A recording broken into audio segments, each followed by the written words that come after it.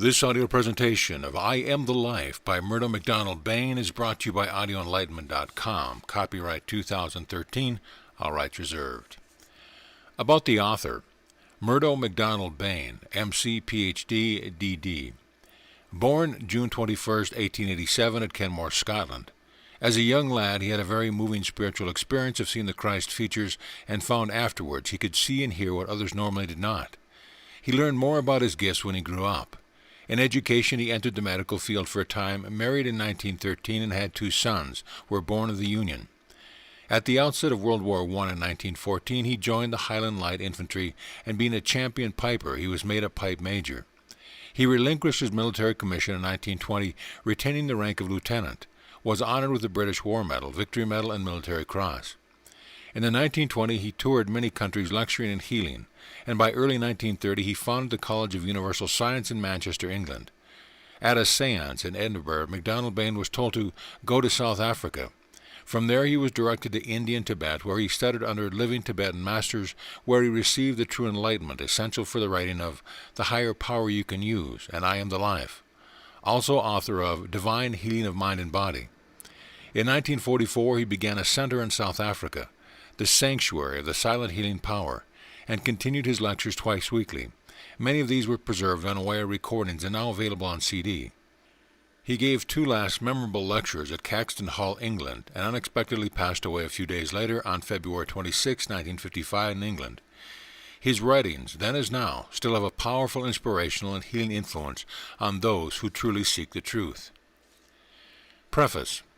In the writing of this book, I have to thank the late Judge Troward for his essays in Bible mystery, and James Moffat for his new translation of the Bible. Also the scribe who wishes to remain anonymous, and above all, the mighty invisible one who has inspired and aided me. The book is not intended to be a literary display of words, but a fearless, outspoken exposition of the truth, as given to me from a high spiritual source, so that all who read it may awaken to the wonderful hidden treasure, the pearl of great price. The author.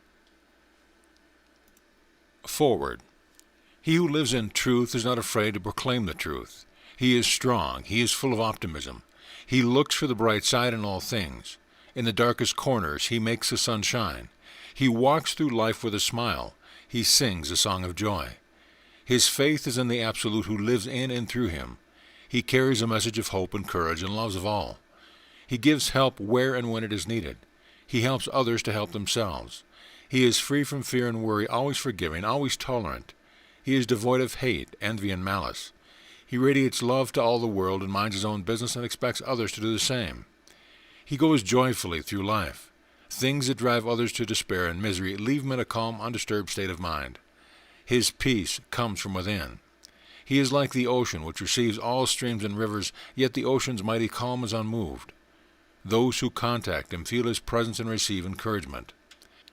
He attracts love and friends, not that he desires them, because he does not depend on people and things, but these things come to him as his right. He acknowledges the law, and the law responds. He is at home with all class of people. The rich and the poor are all alike to him. He does not favor one more than the other. He is not interested in what they have. All are equally at home with him.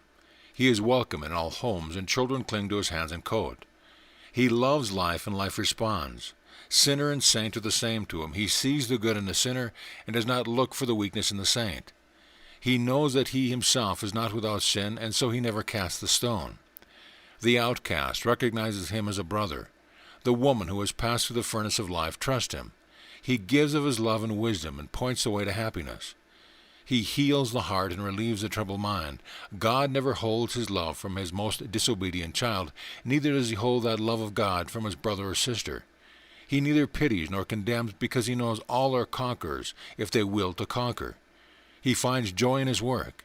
He never hurries, nor can he be rushed. He knows that time does not control him. He is attuned to the eternal. He has absolute faith in the absolute power of which he has become aware. He knows he is one with all life, and behind him is the power of the universe. He believes in the all-good divine justice in his key to all situations. He is simple, loving, and kind. He recognizes that to attain wisdom, one must be humble, and when wisdom is mastered, one must be humbler still. He is the future's promise of a better world to come. You can join in this promise too. Open yourself. Do not resist. Receive the true blessing of wisdom and understanding through your love and service to others. Then you will become as he who knows. Part 1. The Revelation of Truth. There is only one truth. The truth is eternal, birthless and deathless, forever the same. But the teaching of the truth is always changing to finer and higher expressions as man unfolds. There is a lot of knowledge in the Bible that is hidden from the many esoteric knowledge, that which came through the great prophets and was revealed to the inner circle of disciples. As the race unfolds, so does the truth unfold to the race through the individual. Moses and Jesus are the two great prophets in the Bible. The others are not so outstanding, though they are all part of the great family of prophets existing for the race. The truth is hidden in their words and past explanations, and even now is understood only by those who can receive the truth. For the truth reveals more and more of itself. It is a continuous unfoldment, continually revealing greater and greater splendors of truth. The more truth unfolds in us, the more truth is revealed to us. When we feel ourselves one with the eternal truth, when we become aware of it, the mind becomes steady and unwavering. This state of consciousness is the awareness of our being. Truth must become subjective as well as objective before it means anything to us. There is a subjective activity set up when the truth is revealed to the consciousness, and when consciousness becomes aware of itself. Spiritual understanding is clear and distinct on all planes of consciousness, and does not go contrary to reason, but goes beyond our reason, because truth is beyond mind. Mind accepts the truth when unfolded. Mind expresses the truth when it knows the truth. It confirms itself within yourself when you know it is true. But mind cannot comprehend it fully because truth is beyond it. People must know the simple truth of being, the one foundation of all and for this is the salvation of the race. People must be taught divine reasoning, for this fortifies the faith. The mind is steadily unfolding throughout the race. The mind is capable of understanding and discerning its own process of thought-action and the center from which it moves. Not only must consciousness become aware of itself, but also must it become aware of its thought-action, otherwise it is caught up in the net of things external to itself and is lost in them. What is accepted by faith can also be explained by science and reason. Truth is beyond reason and science. Yet the truth is simple. When the simple mind grasps the truth, it becomes great. When the great mind grasps the truth, it becomes greater. The truth of my living is proof that God lives in me, is my very life. This is a truth, and I am the truth. The trouble is that people are all the time dealing with images, looking for the truth from some outside source, creating further illusions. When Philip asked Jesus to show them the Father, Jesus said to him, "Philip, have I been with you all this time, and yet you do not understand me? He who has seen me has seen the Father. What do you mean by saying, 'Let us see the Father'? Do you not believe that I am in the Father, and the Father is in me? The words I speak to you, all I do not speak of my own accord. It is the Father who remains ever in me, who is performing his own deeds." On another occasion he said, "What is it you have come out to see, a man? Something outside themselves to believe in." Jesus gave his disciples to understand by saying, in other words, "It is better that I leave you. I will send you a guide who will be with you for all time, the Comforter, even the Spirit of truth. Unless I go, you rely on me as a power external to yourself, and it is better that I leave you." He always placed the Father first, and it was this also that he wanted his disciples to do. The disciple does not become greater than the master, but the disciple, when he is perfected, can become as the master. Moses was the teacher who revealed the Spirit in its universal state. He said, "Lord, wilt thou reveal us a prophet like unto me?" And this prophet was Jesus, who came and showed the individualization of the absolute Spirit in man. "I have not come to destroy the law of the prophets, but to fulfill the law." Moses came to show the Father. Jesus revealed the Father and the Son. While the sonship degree exists, the fathership degree also exists in the Son. The Father and I are one. The Father will be revealed, will manifest fully in the Son when the Son fully realizes his oneness with the Father. Realize and recognize your oneness with me, and as ye know me, as I am, shall ye be. The Father being divine love, the dominant factor in our lives is this divine love, love which overcomes and transcends all things. perfect expression is always assured when love rules our life and mind free from possessiveness. The rule is, love thy neighbor as thyself, for this gives perfect freedom. The science of the Bible. The Bible is a book showing man the way of deliverance from sorrow, sickness, poverty, ignorance, uncertainty, and limitation, and finally from death itself. You may call this a tall order, as the saying goes, nevertheless it is true. It contains the secret of this perfect liberty and the way it can be attained. Only those with an understanding of life itself are able to understand the Bible completely. Others say it cannot possibly mean what it said, and attach limited meanings to suit themselves, and thus arise dogmas and creeds, the blind leading the blind. Jesus said in St. John, I am the light in the world. He who follows me will never walk in darkness. He will enjoy the light of life. And John, verse 24 through 26, truly I tell you, he who listens to my word and believes him who sent me has eternal life. He is already passed from death across to life, for as the Father hath life in himself, so too he has granted the Son to have life in himself. These words are very significant and very true. Who is the Son? What is life? You are that life, coming from its own source, God. There is only one life, God, and the fact that I am, you are, alive is proof that God lives in us, the one life individualized in each one. I am inexhaustible spirit. Moses and Jesus, the two great prophets in the Bible, deal directly with the infinite life, God and man. Job said, 22:25-27, Make the Almighty himself your treasure, and the Almighty shall be a joy to you. When you pray, he will answer you. Whatever your plan shall prosper.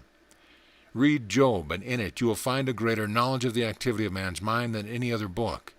You will see man's mind in the wilderness of images and ideas in the depths of despair. Then you will see man's reflecting reality, which faith, through awareness of God and man himself, as the moving power in human existence. James gives us a clear understanding of faith. He shows perfectly clear that God is no respecter of persons. Man himself receives from God everything he needs by following the infallible law. James said, Great it is as pure joy, my brothers, when you encounter any sort of trial, sure that the sterling temper of your faith produces endurance. Only let your endurance be a finished product, so that you may be finished and complete, with never a defect. Whoever of you is defective in wisdom, let him ask God, who gives to all men without question or reproach, and the gift will be his. Only let him ask in faith, with never a doubt, for the doubtful man is like the surge of the sea, whirled and swayed by the wind. The man need not imagine he will get anything from the Lord, double-minded creature that he is, wavering at every turn. Never turn when you meet provocation or difficulty. Make endurance a finished product. And faith accomplishes the so-called impossible because you fulfill this definite law of faith, which is the law of your own being. We shall clearly see this as we proceed. In the Master's course, I direct you to it, through the awareness. Be aware of your own divinity. You are made in the image and likeness of God from the spiritual point of view. The same life consciousness, having individualized itself in man, is the one creative power. Thus we are like unto God, having power to create through the same creative power. Life gathers together the elements and forms of body for its own self-expression. Life is not limited by body or mind, but is completely free when realized. The point of which God expresses himself through man is the point through which man can express the infinite. But this must be realized before it is possible. This is the law of our being. You have liberty of life when you are single-minded, that is, aware of your own divinity, aware of your thought action, free from the net of desire, craving, envy, greed, etc.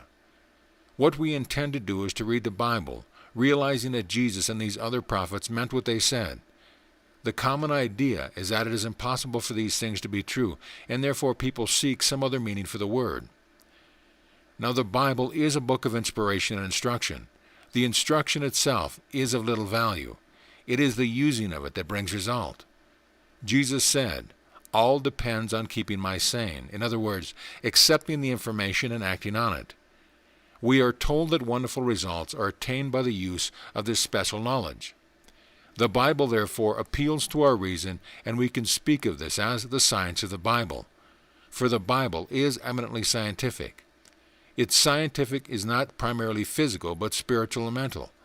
The Bible states clearly that man is spirit, soul, and body, combined in one single unity, a threefold aspect of the Trinity, and it details the interaction in this Trinity. It shows the creative power inherent in man's own thoughts as the creative power in divine thought. It also shows that, through ignorance of these truths, we misuse our creative power, and so produce the evils we deplore. Yet to protect man himself from himself, these truths are veiled and only revealed to one as he grows in spiritual knowledge. The plain fact that the average person is unable to comprehend the enormous powerful truth in the plain spoken word is proof that man must come to the fountain before he can drink. All the disciples and prophets from the very beginning say that awareness of our own divinity is the way of man's deliverance and salvation. It is putting instructions into action that gives results. The Bible can give us a complete understanding of ourselves, but how little of it is understood. We are the sons and daughters of God, God in manifestation, God expressing himself through man. Man, when cooperating with God, produces the good. Man expressing himself through selfishness reaps disaster. Love is a secret. Love thy neighbor as thyself. Your creative power is the consciousness of God in you, and through this the infinite manifests itself in and through you. By using this consciousness, you produce in the outer structure conditions by the inherent power of your own consciousness. As a man thinketh in his heart, so is he. What is deepest within you is made manifest. Immediately you become aware of your true nature, divinity. You gaze upon it and bring it forth into your present-day existence. You can use this divine creative power so that all may benefit. The least you do unto one of these, so you do unto me. You create according to your own thought and expression. The Master said, I do the will of my Father. The Father's will is done in me. This is the perfect way and has no reaction. Good cannot be seen through evil eyes, for evil is then in the mind. Most people, by searching for evil in others, are producing it in themselves. The Master said, resist not evil. Do good unto those that injure you. Concentrate on the good. Do not condemn, lest we be condemned by our own thought. We are condemned because of our own creative power. We outpicture in ourselves what we think and feel. Few people understand the power of the spoken word. Think well of the power behind the spoken word before you speak. Keep the mind clear and clean.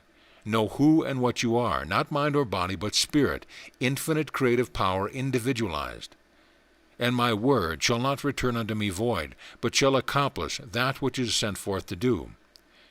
In this is the completeness of man's understanding of himself, to become aware of the unity of God and man. The Lord thy God in the midst of thee is mighty. Also to become aware of our relation to things and people, and discern deeply our thought action, how and where it is moving. We are then able to free it from limitation. When thought is caught up in greed, envy, craving, imitation, belief in creeds, and when we are dependent on things and people, we are limited and bound. This brings fear, sorrow, conflict. Our freedom comes through self-reliance, obtained through our awareness of our reality, our oneness with God, the Father of love, and our discerning that which is not real in this world of illusion and shadows.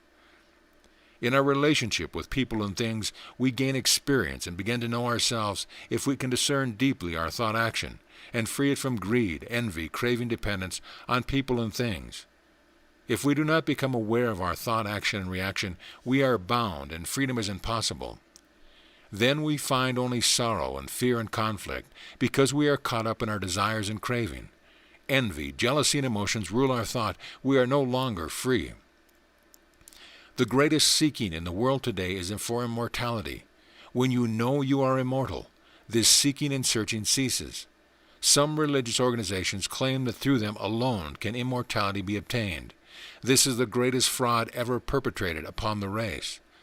Ignorance dies hard even in those who suffer this bondage. It is a matter of the blind leading the blind, and they all fall into the ditch. The creation. The Eternal speaks. Where wast thou when I laid the foundation of the world? Answer me, if thou hast wisdom. I was with thee when thou laid the foundation of the world. What hast thou answered? I am the Eternal One, birthless and deathless, and thou art one with me. Dwell on this until you become aware of the mighty meaning of it. In the modern language from the Master's Course, God is the one consciousness permeating the whole of humanity. Your consciousness goes beyond all creation, the realm of truth. Become aware of yourself in the divine state, and you see beyond this world and beyond its effect. The story of creation. This is the story of how the universe was formed. When God began to form the universe, the world was void and vacant. Darkness lay over the abyss. But the Spirit of God was hovering over the waters. God said, "Let there be light," and there was light. God saw that the light was good, and he separated the light from the darkness. God called the light day, and the darkness he called night. Evening came and morning came, making one day. Then God said, "Let there be a vault between the waters to divide them." So God made the vault, dividing the waters under the vault from the waters above the vault, and God called the vault heaven. Evening came and morning came, making the second day. Then God said, "Let the water below the heaven be gathered into one place, to let dry land appear," and so it was. God called the dry land earth, and the gathered waters he called sea.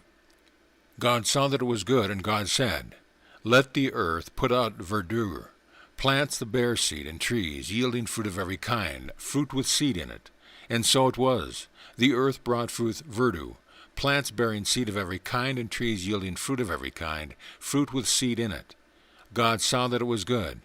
Evening came and morning came, making the third day. Then God said, "Let there be lights in the vault of heaven to separate day from night, to mark out the sacred seasons, the days of the earth. Let them shine in the vault of heaven, to shed light on the earth." And so it was. For God made the two great lights, the greater light to rule the day, the lesser light together with the stars to rule the night. God sent them into the vault of heaven to shed light upon the earth, to rule the day and the night, and to separate light from darkness. And God saw that it was good. Evening came and morning came, making the fourth day. Then God said, "Let the waters teem with shoals of living creatures, and let birds fly over the earth under the open vault of heaven." So God formed the great sea monsters and every kind of living creatures that moves, with which the water teems, and also every kind of winged bird. God saw that it was good, and God blessed them. "Be fruitful." He said, "Multiply, and fill the waters of the sea. Let the birds multiply on earth." Evening came and morning came, making the fifth day. Then God said, "Let the earth bring forth every kind of living creature, animals, reptiles, and wild beasts." And so it was.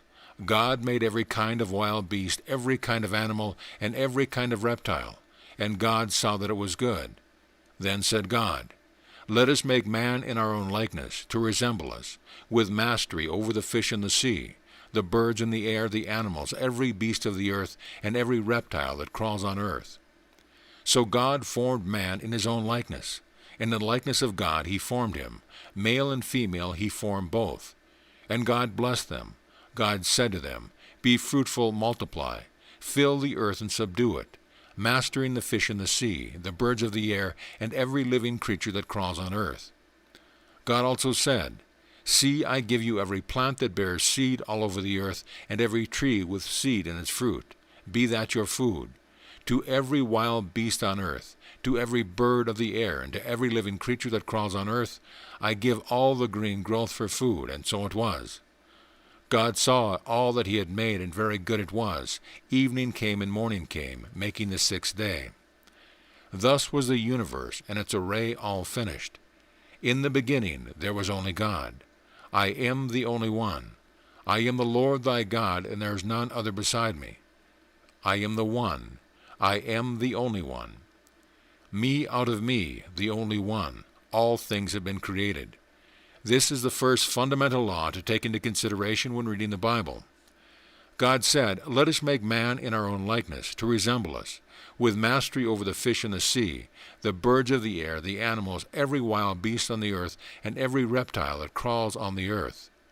So God formed man in his own likeness. In the likeness of God he formed him, male and female. What has puzzled a great many people in this when God said, "Let us do this"? Us means the Father, Mother God, The child could not come to fruition except through the Father, Mother God. In reading of the creation of man further on, it said, Adam was asleep. God took from him a rib and made a mate, and called the mate woman. The significance of this is a similarity with the Infinite who creates within himself a spouse, through which the manifestation of his creation could take place. This spouse is the intelligence and substance through which all forms are created, which was created out of the Infinite, for there is no other possible source whence it could come. Therefore he calls himself us, so God formed man in his own image and likeness. In the likeness of God he formed him male and female. Therefore we are all male and female. The whole story of the Bible reveals that the earth and everything in it was created first, ready, complete, so that man, when he came, could take control and run the world according to God's law. But man has absolutely disobeyed God's law. Read Isaiah chapter 1, 2 through 6. Hear, O heavens, and listen, O earth. It is the Eternal speaking. I have reared, having brought up sons, and they have rebelled against me. A bullock knows its owner, and an ass its master manager. But Israel does not care, my people never heed me. A sinful nation, folk whose guilt is heavy. A race of wrongdoers, sons degenerate. They have abandoned the Eternal and spurned the majesty of Israel. Why will you earn fresh strokes for holding on in your revolt? Your whole head is sick, your whole heart is diseased. From the sole of the foot to your head, no part is sound. The same is today. Jesus said, If you would not heed the prophets, neither would you heed one, though he came from heaven. Because man has disobeyed the law of God, he will suffer until he lives according to the law that God created for man's perfect deliverance and expression on earth. God created all, and put man on earth to subdue everything, and live abundantly and freely. Otherwise he would not have made him in his own image and likeness. Man is then master when he is aware of his true spiritual birthright. The Bible is a statement of universal law, of that which is in the realm of the invisible, as well as that which is in the realm of the visible, and deals with facts of the spiritual nature, as well as facts of the physical nature. It shows how the spirit is involved. This involution precedes evolution, and this is never lost sight of, the perpetual urge onward of the spirit for self-expression in infinite varieties of form. The spirit, which is continually passing into manifestation, is always the same spirit, in other words, the only one. This is the fundamental truth, that whatever the variety of form, the spirit is only one. Involution precedes evolution. They are one and the same thing, but one is positive, the other negative. Where cause ends, effects begin. God has involved himself through all creation, including man. The beginning is not separate from the end. Cause is in operation and effect. Effect is the result of cause. There is only one Spirit, God, always passing into manifestation in varieties of form. Nothing is made except God has made it, out of one substance. There is no other substance. Man alone creates distortion by his wrong thinking and acting. God created heaven and earth. This is also symbolical. Heaven is the higher state of consciousness. Earth is a lower state of consciousness. Water is a psychic substance where cause ends and effects begin. The table on the opposite page will reveal relative things in their proper proportion. Spirit, God infinite. Consciousness, intelligent substance. Wisdom, love, power. Love unites wisdom and power in perfect action, one in all and all in one, out of which all is created. God infinite, the eternal one, timeless, limitless, ageless, spaceless, the first cause, one, remember, has individualized itself and created forms for its own self-expression, diversified forms, the one expressing itself into the many. There is the inbreathing, where there is only awareness of the divine in essence, quiescent and non-manifest, and the outbreathing, when there is awareness with divine meditation and manifestation. The awareness then becomes conscious of movement within itself, the manifestation of the divine meditation or thought. This state lasts for eons of time, until the mental phenomena of the manifested universe is again withdrawn into the primordial essence of the One. One in the beginning, and one in the end, Here the divine atom receives its omnipotent impulse to go forth into infinite omnipresent substance, to be involved and to evolve, to go forth and return to the bosom of the Father-Mother God. The centrifugal and centripetal seen as a divine law in all creation, including man. The law is, when energy is encased in its smallest space, it is then at its greatest intensity. The divine atom has within itself the universal omnipotence and omniscience, and is capable of moving in space in its own boundless omnipresent substance. Then think how the power of God is locked up in your divine self, awaiting your awareness of it. When energy is encased in its smallest space, it is then at its greatest intensity. This is the formula I have created to explain the point. Matter, in its ponderous state, is easy to dissolve into its elements. It is when the atom is reached that great force is encountered. It requires millions of units of energy to split the atom, that is, to separate the electrons from the proton. But what happens is that the proton regroups itself again with other electrons from within itself, and this requires a greater amount of energy to bombard it. This goes on ad infinitum, recurring in smaller groups until point is reached. And when point is reached, there is no energy external to point, greater than that beyond point. The greatest potential is concentrated at point. The Father-Mother God is the cause of all manifestation. It cannot be separated. This is a divine law of action. Having all power within itself, there is no power separate from it. It is the all concentrated at point, and point is everywhere. Yet no one can tell where it is or point it out. Yet it is. Man's consciousness is the point where the infinite consciousness is individualized. The riddle is solved at point. The greatest in the smallest, and the smallest in the greatest. Let me further explain the meaning of point. Suppose we have a large block of steel. At any point where pressure is used to move that block of steel, all the potential force or weight of that steel is concentrated at point. Apply this to universal law, and we will see clearly what is meant by point invisible. The ancient sign of the cross represents the symbol of Father, Mother, Child. The perpendicular line is the Father, the horizontal line the Mother, and where they meet is the child, the product of the Father-Mother, the manifestation at point. There is no such thing as a straight line. A line endless ends where it begins making the circle. No one can tell the point where the circle begins or ends. The cross is the most ancient, the greatest, and most symbol of all symbols. It contains the secret of creative manifestation. 2. Mind, ideas, principles, law.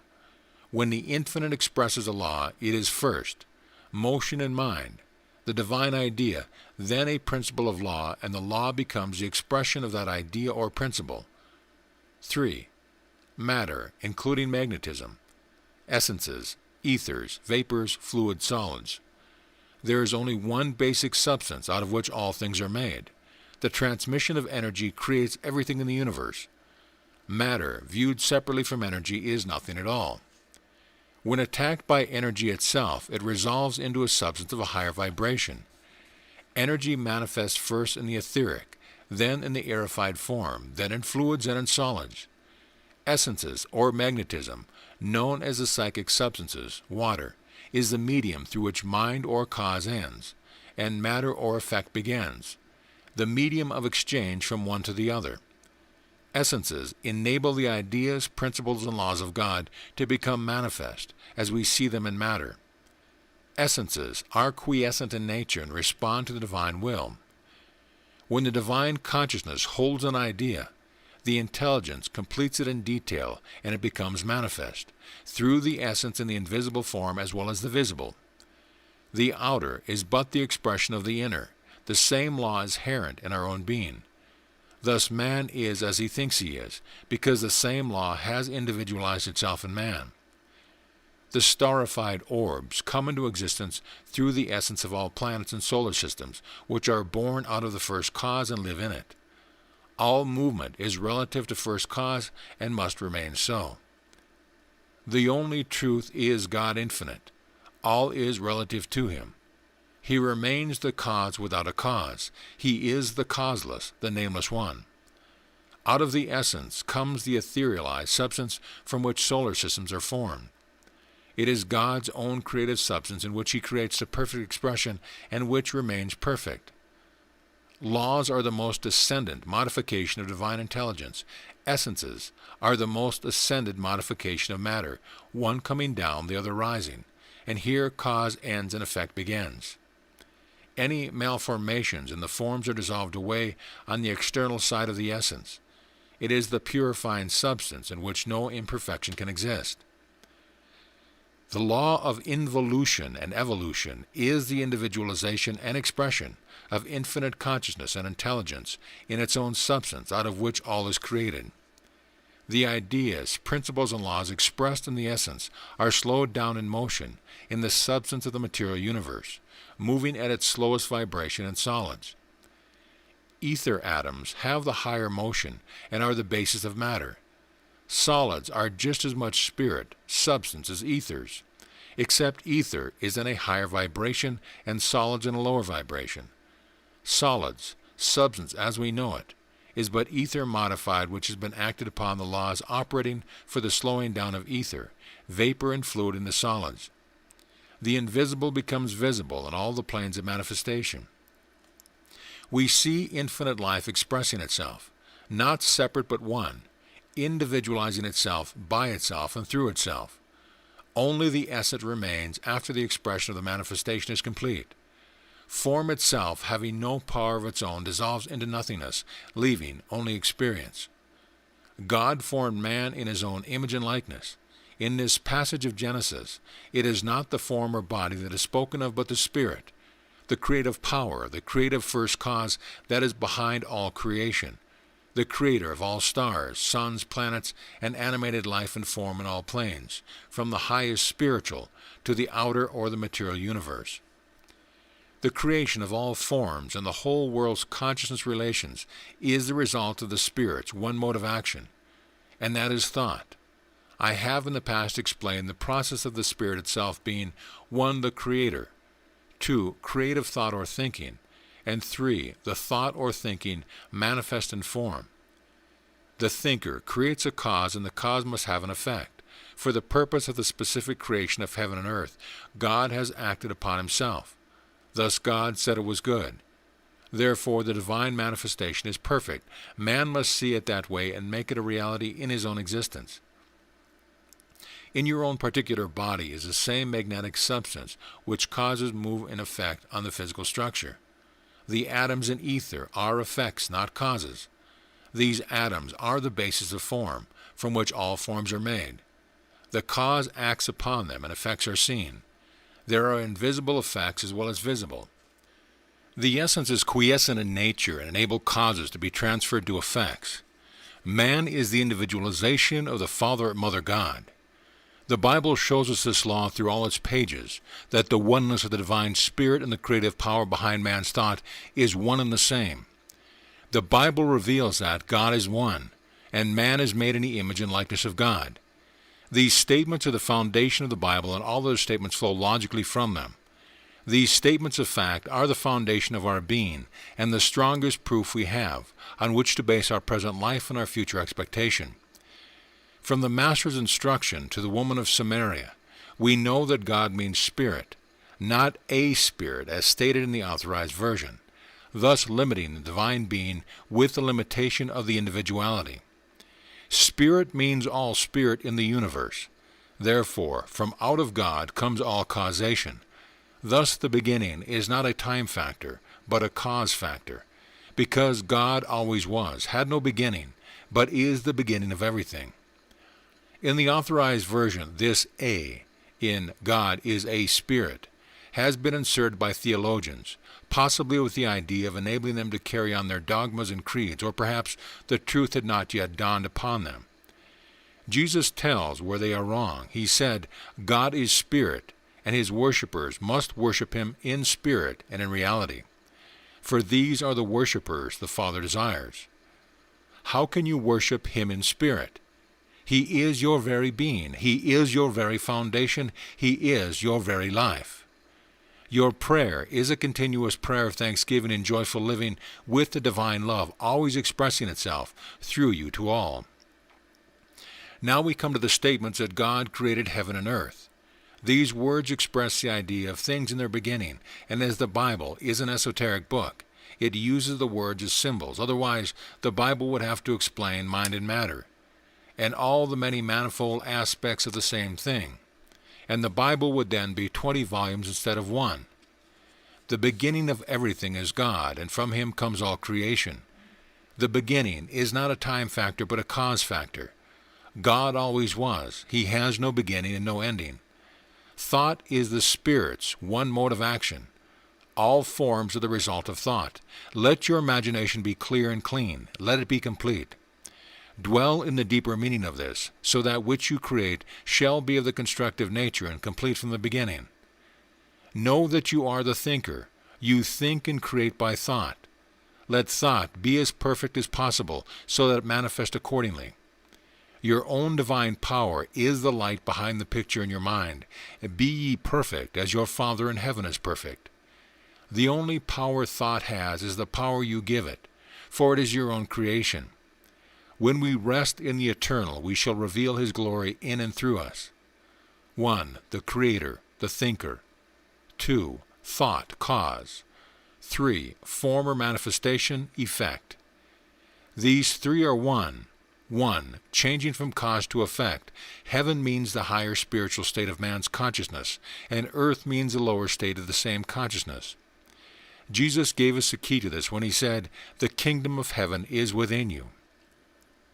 In other words, heaven is the kingdom of the innermost or spiritual, and earth must be the outer, the symbol of the outer or opposite, the material, eternally subsisting in the one, in perfect unity. Man's emanations are floating from him continuously into the celestial world and space as solid, even more solid than the plane we are on now. Science says that etheric substance is 9 million times denser than matter, and it is from ether that matter has come, and this is the basis of matter. The etheric body you will use is now the making within you. You make your own spiritual home here. If you only knew it, selfishness is ugliness, love is beauty, the infinite law of perfection. The power of God or Spirit preceded the stupendous work of creation. What is meant by the creation of heaven and earth is the operation of the eternally subsisting one upon itself, which produces the dual expression as energy and substance, or intelligence in action expressing form. This does not mean separation. Life, to manifest itself, has to involve itself, to express itself with an expression of itself. This necessitates an intelligent form of energy, self-created energy, arising from the one source. Life alone lives, and this is all-important truth, for the conception of ourselves as being separate from the divine life is the root of all our troubles. In the Master's Course, I have explained the Trinity as consciousness, intelligence, and substance. We must be careful not to make the mistake of thinking substance is the same as form. The form is in the substance, and substance is in the form. But the substance in itself is formless, for we are told that the earth was without form. This is important, as it is just here that a prevalent source of error in metaphysical studies creeps in. We see forms which are masses, and we assume these to be devoid of life, as organized in form. Therefore we deny the inherency of life in ultimate substance itself. The primordial state of substance, with which the opening verse of the Bible is concerned, is something far removed from any conception we can have of matter, as formed into electrons and atoms. This is the first stage of involution, and the presence of material atoms is a stage that is by no means the earliest process of evolution. We are next told that the Spirit of God moved upon the face of the water. This indicates the psychic mode of the universal substance. Call it cosmic soul essence. It is not the universal primordial essence, but universal, a particular world system under formation, not yet differentiated into any individual form. We may call it the soul of the universe, as distinguished from divine spirit, the creator beyond all manifestation. It is the universal psychic medium, the nucleus of form to become consolidated on the plane of the concrete and material that obeys the movements of divine thought. This is the realm of potential forms, and is the connecting link between spirit and matter. It is the realm in which the cosmos and man are united, and the point where the individualization of spirit or individual life begins. This cosmic element is called water. It is the distributive medium in which life becomes individualized, producing different forms and relations in the outer or visible plane. Life organizes our tissue structure from the elements around us. Life created a body for its own self-expression. We are given creative power like unto God when we realize our divine self-expressing divine thought power. Life alone lives. Thus our living proves our oneness with God. When we see ourselves separate, we pray to a particular God outside of ourselves. Jesus said, God is spirit. Worship him in spirit and reality. And again he said, I and the Father are one. He who has seen me has seen the Father. It is the Spirit within you that doeth the work. The kingdom of heaven is within you. The earth was without form and void. In this state, cause operated before it became effect. So it is in everything pertaining to man's mind and body. The thinker sets in motion the power of its own thought. Every form can ultimately be dissolved into atoms and electrons. Thus form disappears into the psychic substance, and vice versa, indivisible form in the physical world. One must be careful not to confuse the psychic substance water with primordial substance. The mind of God is the perfect substance. In it is life, consciousness, and intelligence. Out of this must all things be created. It acts on its own self and creates a psychic substance from the outer manifestation in form. The soul essence is that particular universal psychic medium through which forms take inception in obedience to divine thought. It is where cause merges into effect. Cosmic consciousness organizes suns and planets, and is beyond material comprehension. The essence in itself is complete, and with all the essentials for the creation of form. Consciousness, intelligence, and substance is one, moves in itself and becomes cosmic star essence, out of which all universes are formed and must exist before any physical conditions can come into existence at all. When you know the truth, you know that the beginning and end are one. We must fulfill the divine law inherent in God and man before we shall be free. The truth sets us free. Man knows himself as one with the great self. To him all shadows in both astral and physical planes no longer exist. He transcends all illusion. The Bible gives understanding and knowledge of the way. Spirit cannot be separated from itself, but it individualizes itself in its own substance. Man is not a bit of spirit, but is one with the totality of all spirit. When he becomes completely aware of this, transformation takes place. If you know me, you will know my Father.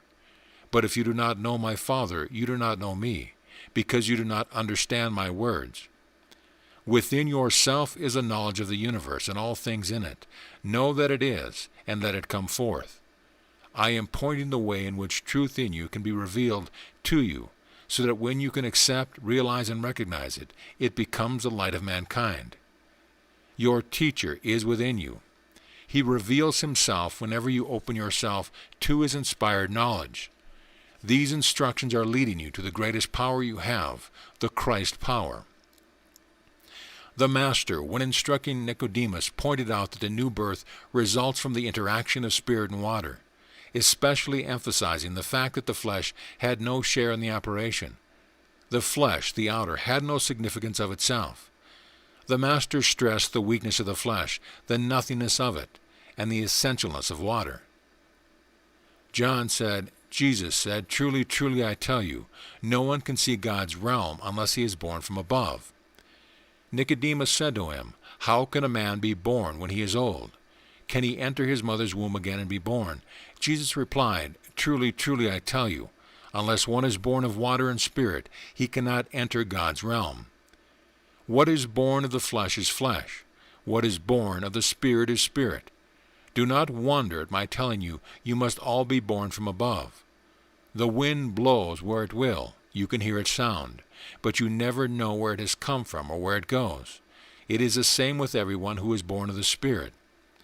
Our awareness of our oneness with life in its essence enables us to bring the divine inner to the outer.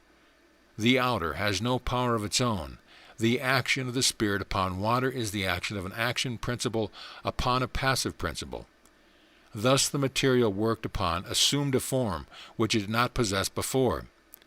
Therefore it is obvious that any act of creative power must take place in a more interior level than that of the form to be created. Whether in the New or Old Testament, the creative action always takes place between spirit and water. Whether it is the creation of a new world or a new man, we must always go back to the first cause operating. Therefore, man is one with the Father, and he becomes one with the Father when he knows the truth of his being. Inherent life has the real and only power. Consciousness directs. Intelligence fulfills this direction in the substance, and form comes forth. The next statement is, God said, "Let there be light," and there was light. Now we know that light and heat are modes of action, but the statement, "the sun was not created until the fourth day," guards us against assuming that this light which was created on the second day is visible to the physical eye. Rather, it is the all-pervading inner light, which becomes visible only when the inner vision begins to develop. It is that psychic condition of the universal substance in which the auras of the potential of all forms may be discovered, and where the spirit consciously or unconsciously determines the form of those things which are to be. This inner light represents the sun that does not shine by day, nor the moon by night, but the light that always shines, and this was the light of man. I am the light of the world. The all-prevailing inner light becomes visible when man's inner vision develops. The initial light having thus been produced, the introduction of the firmament on the second day indicates the separation of the spiritual principle of the different members of the world system from one another. And the third day sees the emanation of the earth from the water, or the production of the corporeal system of nature, the commencement of the process of evolution. Up to this point, the action has been entirely upon the inner plane of water, the psychic, that is to say, a process of involution. Therefore it was impossible for the heavenly bodies to begin giving physical light until the fourth day, for until then no physical sun or planets could have existed. Our physical earth was the outpicturing of the inner realm or cause. The commencement of the process of evolution is where a cause ends and the effects begin. Work done in the interior planes produced results in the physical plane. The second day, the inner world in essences. The sixth day, the outward manifestation of that inner took place. A simple unity differentiates into principles. Heaven, earth, spirit, water. Forms are created in psychic substance before they become visible. Mineral, vegetable, and instinctive principles exist in mind before they become manifest. These principles operate through their distinctive kingdoms. Effects we see are but the results of invisible cause. With the fourth day, the physical universe is differentiated into shape, and on the fifth day, the terrestrial waters begin to take their share in the evolutionary process of spontaneously producing fish and fowl. And here I make a note that the Bible has forestalled modern science in the discovery that birds are more closely anatomically related to fishes than to land animals. The terrestrial earth, using terrestrial to distinguish it from the symbolic earth, already on the third day impregnated with the vegetable principle, takes up the evolutionary work of the sixth day, producing all those other animals which had not already originated in the water, and thus the preparation of the world for the abode of man is complete. Earth atoms have the slowest motion. Fluid, water, is the viaduct for the transmission of the slowing motion of every force in the universe. Solids and liquids have the same atoms, which may be increased in speed until this force is raised to the source whence it came. Life cannot be greater than its source, but it can be at one with its source. I and the Father are one. The Father is greater than I. The Father supports you and everything in the universe. Rest in the Lord. The realization of this makes you a new being. The same Spirit within us is the same behind all form in the universe. See yourself in the divine state and everything moving before you, and you will see beyond this world. An inner realm will open up to you. The Master said, I am not of this world. He knew of a greater world, a spiritual state, that the gross mind of man had not yet comprehended. It would be difficult to give a more concise statement of evolution than the one the Bible gives us. Originating spirit subsists at first as a simple unity. Then it differentiates itself into the active and passive principles spoken of as heaven and earth, or spirit and water. From these proceed light and the separation into their respective spheres of the spiritual principles of a different planet, each carrying with it the potential of the self-producing power. Then we pass into the realm of realization, and the work that has been done in the interior planes is now reproduced in this physical manifestation, thus making a further unfoldment. Finally, according to such phrases as, "Let the waters bring forth," the land and water on our globe are distinctly stated to be the source from which all vegetable and animal forms have been evolved. The creation is described as a self-transforming action of the one and unanalyzable spirit, passing by successive transitions into all the varieties of manifestation that fill the universe. In God, the one subsisting being, all these things take place, for they cannot be outside of him. Here we notice a point that has puzzled those not acquainted with the principles on which the Bible is written. Regarding the expression, "The evening and morning were the first, second day," why, it is asked, does a day begin with evening? In the New Version of the Bible it says that evening came and morning came, making one day. Evening came and morning came, making the second day, and so on. Various attempts have been made to explain this according to the reckoning time of the Jews, but as soon as we see what the Bible's statements of creation is, the reason is clear.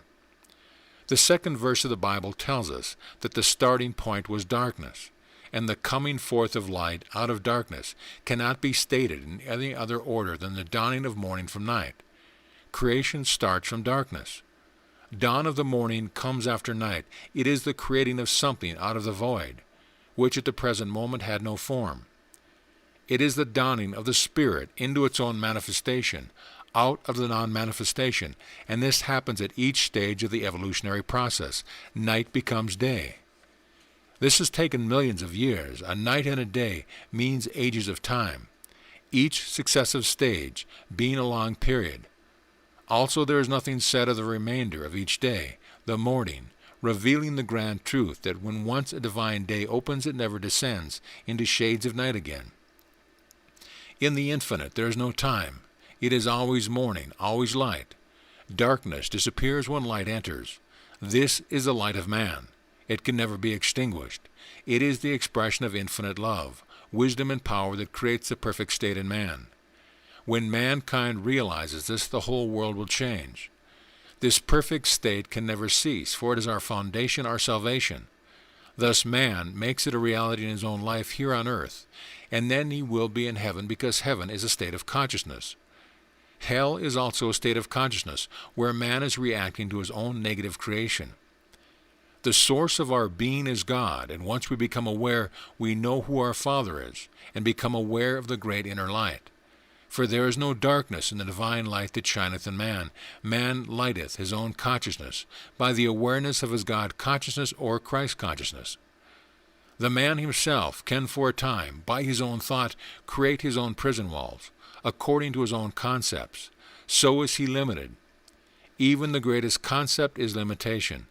It is not what it is, but that it is. Most people make an image of the Christ and put him so far away that they can never reach him.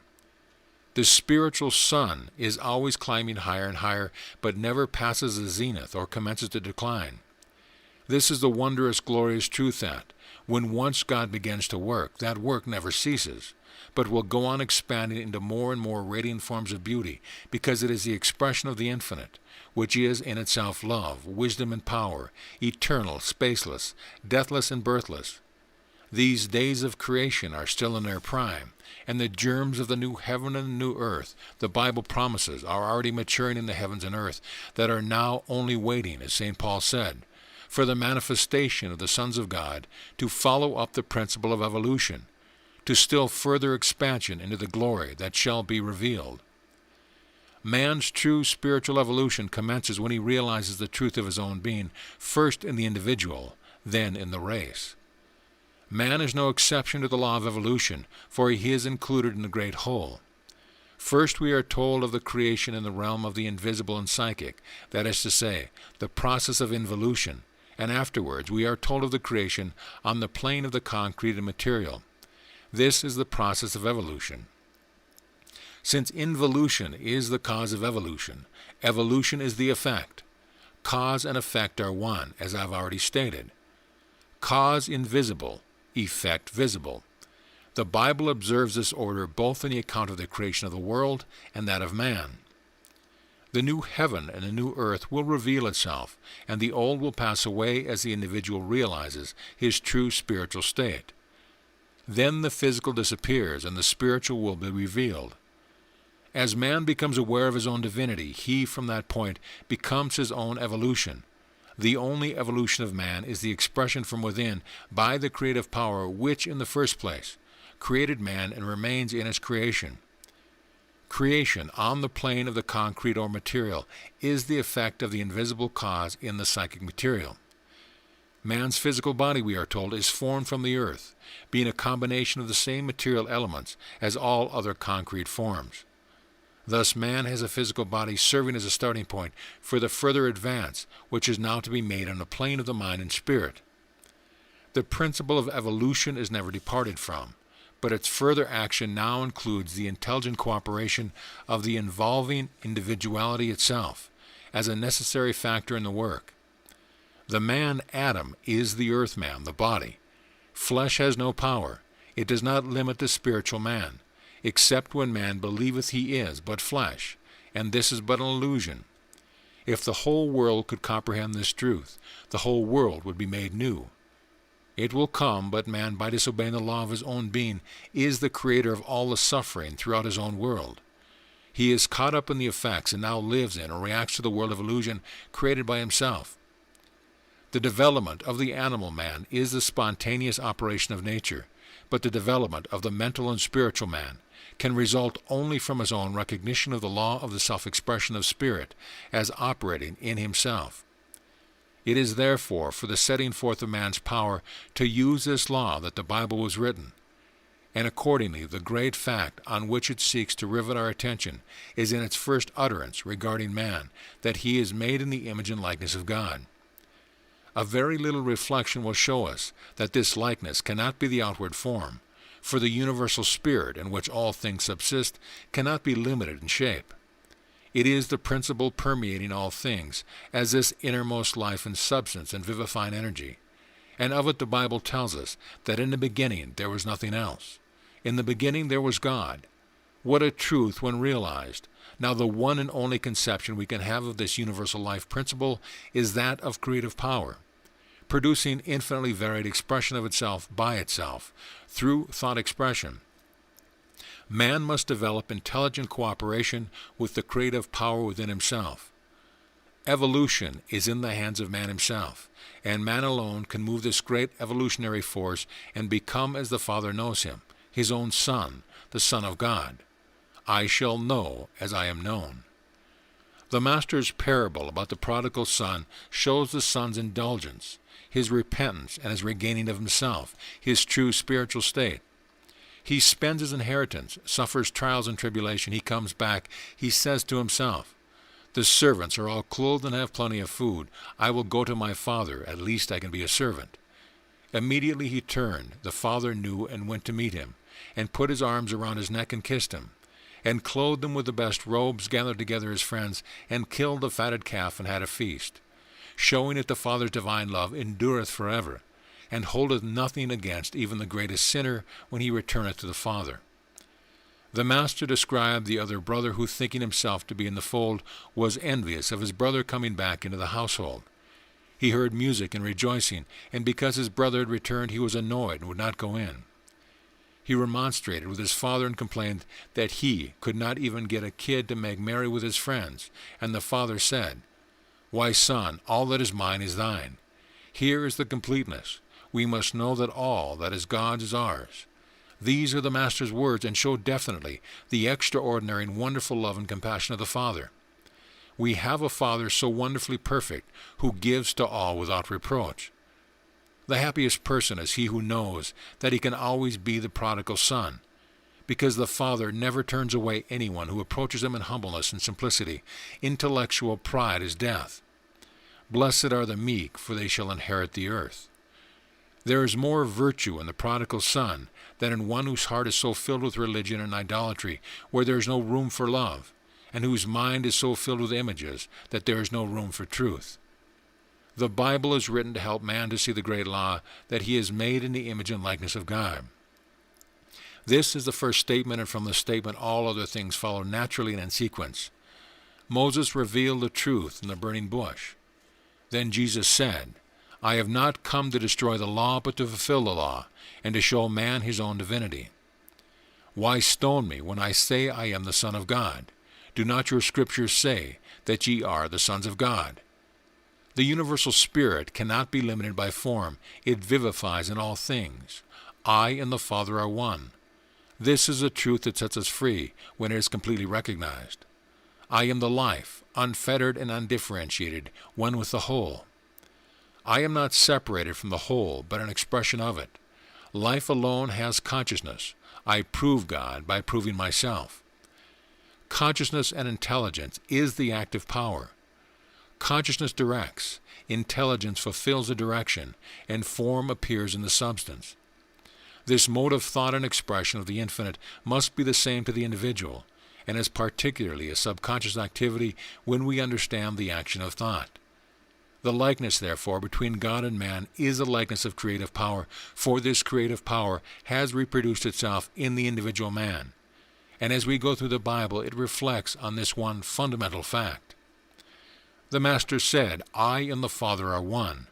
The Father's will is done in me. I do the will of the Father. He showed by living example the infinite law fulfilled in man. All men must fulfill that law. The creative power is inherent in man's consciousness, whereby he creates thought. Cause invisible, the effect becomes visible. We need much instruction on the nature of our own, yet unrecognized, amazing possibility, and the Bible is written to give us this teaching. The whole world needs these instructions, but only the few can receive them. When the Master told the scribes and the Pharisees the law of God and man, and how they should act accordingly, they immediately proclaimed him against the law. The same conditions exist even now among the Orthodox.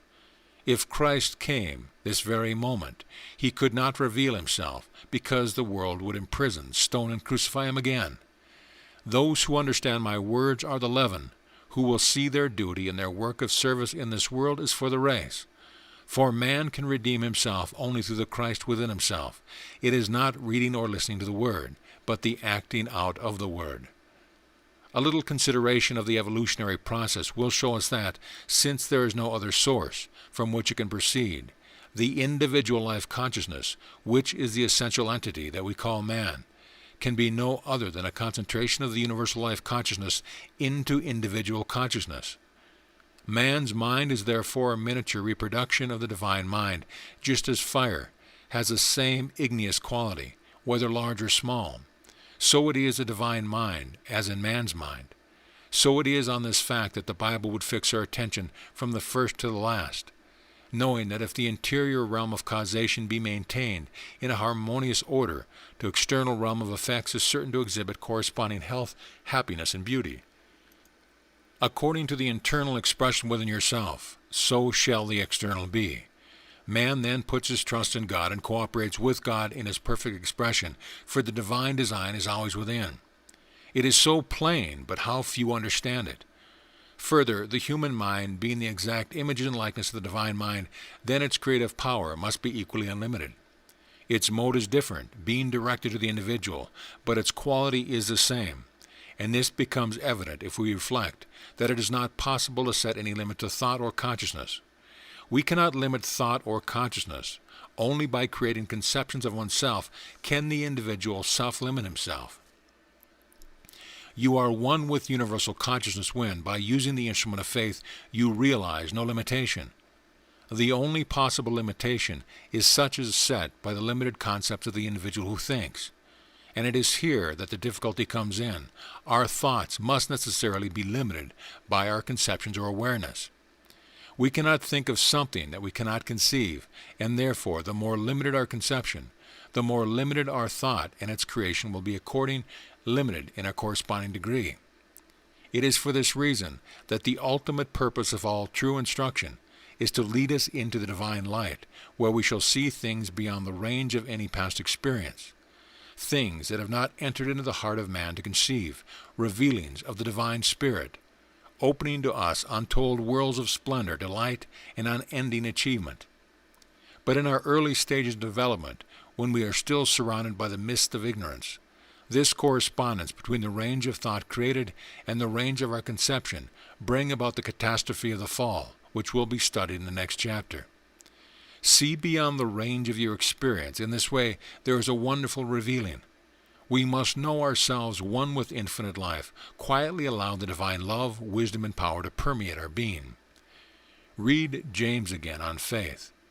Greet it as pure joy, my brothers, when you encounter any sort of trial. Sure that the sterling temper of your faith produces endurance, only let your endurance be a finished product, so that you may be finished and complete with never a defect. If you can grasp this great lesson on faith, it is that starting point through which all shall be revealed to you as you unfold into the oneness of life and love. Making love the dominant factor in your daily life, read Paul's epistle to 1 Corinthians chapter 13, Moffat's translation, which proves through divine reasoning that the perfect expression of God through us is obtained through making love the dominant factor in our love. Thus we become aware of our oneness with God and also discern our thought action, where and how it is moving. Thus we separate the real from the shadow. We do not have to overcome, but to transcend and free our thoughts from limitations and illusions, and in the very center of our being we find wholeness, completeness. This is the freedom of truth. End of part 1.